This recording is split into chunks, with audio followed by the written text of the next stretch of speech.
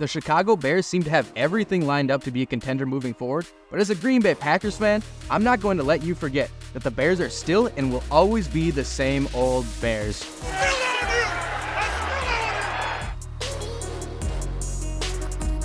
How's it going today? My name is Jesse McNamara and welcome to Point of View.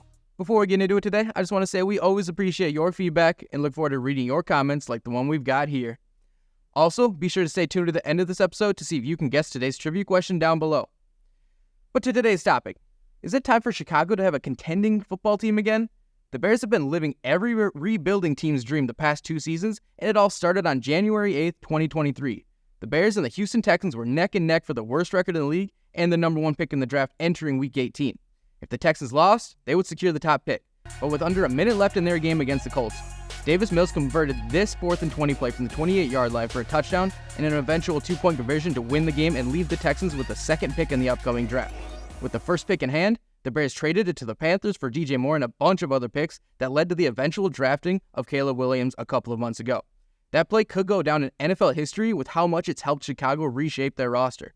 From being the worst team in the league just 2 years ago to putting together an 8-9 season and adding what most people consider a generational quarterback prospect with weapons all around and a budding defense. Any fan in that circumstance would be thrilled with the direction of their team.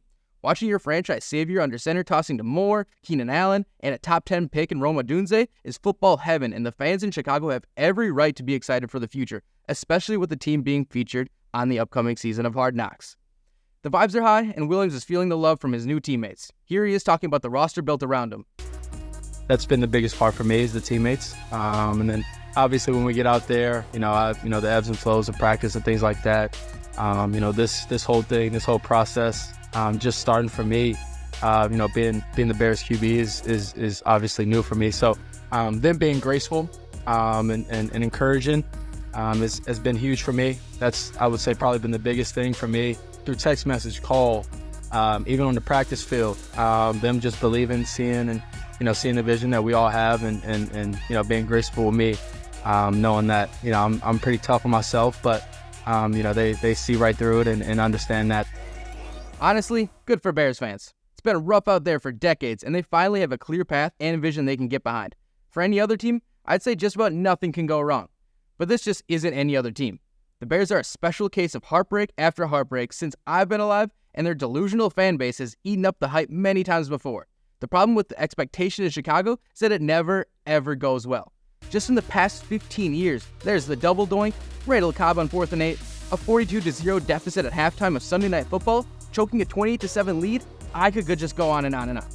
How many quarterbacks do we have to hear about that are supposed to save the franchise and end up falling totally flat in record time? Jay Cutler was their last half-decent quarterback, and he's still looked back on fondly by Bears fans. That's pretty pathetic, but what else can you do when you followed that up with backup QB after backup QB, only to get irrationally excited over first-round bust Mitch Trubisky and Justin Fields? Let's talk about the elephant in the room.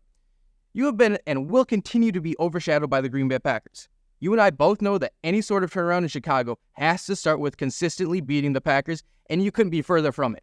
Over the last 15 seasons, the Bears have won 4 of their 31 games against Green Bay. 4. And the current loss streak stands at 10 games. The last win was December 16th of 2018.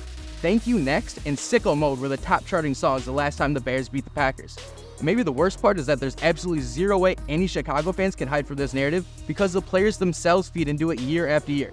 There's countless examples that show up every few months, like DJ Moore saying, quote, "We're going to have something special for them," end quote, just last season.